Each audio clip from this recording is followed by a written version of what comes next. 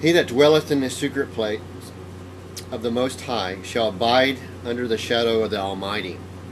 I will say of the Lord, He is my refuge and my fortress, my God, in Him will I trust. Surely He will deliver thee from the snare of the fowler, and from the noisome pestilence. He shall cover thee with His feathers, and under His wings shalt thou trust. His truth shall be thy shield and buckler. Thou shalt not be afraid for the terror by night, nor for the arrow that flieth by day. Keep this in mind, patriots, if you're in Christ. Nor for the pestilence that walketh in the darkness, nor for the destruction that wasteth at noonday. 1,000 shall fall at thy side, and 10,000 at thy right hand, but it shall not come nigh thee. Only with thine eyes shalt thou behold and see the reward of the wicked. The wicked will be dealt with. You will still see the reward. God's going to judge them. You don't want to be in that number. I don't want to digress. Because thou hast made the Lord, which is my refuge, even the Most High, thy habitation. There shall no evil befall thee, neither shall any plague come nigh thy dwelling. For He shall give His angels charge over thee, to keep thee in all thy ways. They shall bear thee up in their hands, lest thou dash thy foot against a stone. Thou shalt tread upon the lion and the adder, the young lion and the dragon shalt thou trample under feet. That's kind of where I'm heading here. Because He has set His love upon me, therefore will I deliver Him. I will set Him on high, because He hath known my name. Do you know the Lord's name? He shall call upon me, and I will answer him. I will be with him in trouble. I will deliver him and honor him. With long life will I satisfy him and show him my salvation. Now I want to flip over to Romans 13. Romans 13. I'm running out of time. Okay. Let every soul be subject unto the higher powers, for there is no power but of God. The powers that be are ordained of God. Whosoever therefore resisteth the power resisteth the ordinance of God, and they that resist shall receive to themselves damnation. For the rulers are not a terror to good works, but to the evil. And remember who's talking, it's God. To the evil. Wilt thou then not be afraid of the power? Do that which is good, and thou shalt have praise of the same. For he is a minister of God to those for good. But if thou do that which is evil, be afraid. For he heareth not the sword in vain, beareth not the sword in vain. For he is the minister of God, a revenger to execute wrath upon him that doeth evil. Remember, God's always talking about righteousness. He's praising this. So this government would be following his ways, his nature, executing his laws. Not all governments do that, by the way.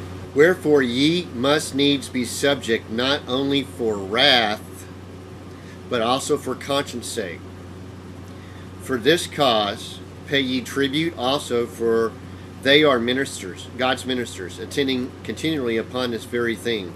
Render therefore all their dues, tribute to whom tribute is due, custom to custom, fear to whom fear, honor to whom honor.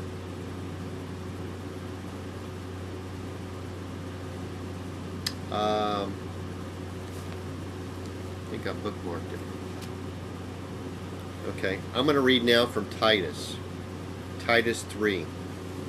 Titus 3:1.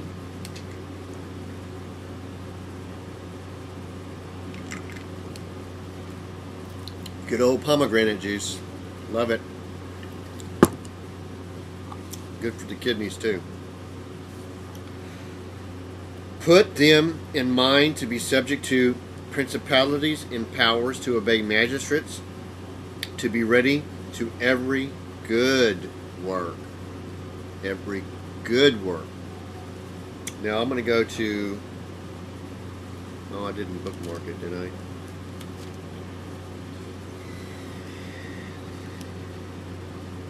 Okay. 1 Peter 2:13. Submit yourselves to every ordinance of man. Hold on now. For the Lord's sake, whether it be to the king as supreme, or unto governors, as unto them that are sent by him for the punishment of evildoers. Remember, it's God. They're here to enforce God's statutes and judgments, his laws, against the evildoers. Homosexuality would fall in that. Bestiality would fall in that. Kidnappers would fall in that. Murderers would fall in that. There's a certain requirement underneath the law. Anyway, I don't want to digress. I'm running out of time here. For so is the will of God, that with well-doing ye may put to silence the ignorance of foolish men. Now, true Christianity, and there's a Judeo kind of Christianity. Now, some of those have the right heart. They're just in the wrong mix, so to speak. Actually, they're surfing in dung, but that's another story. Real Christians, real Israelites, real Israelite Christians, and even their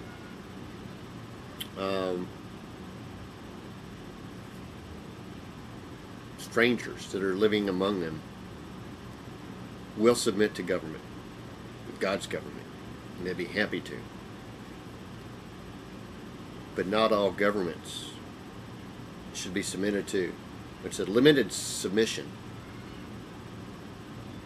And there's got to be a line drawn in the sand. Let's see. I believe it's in Hosea. Here we go. I bookmarked it.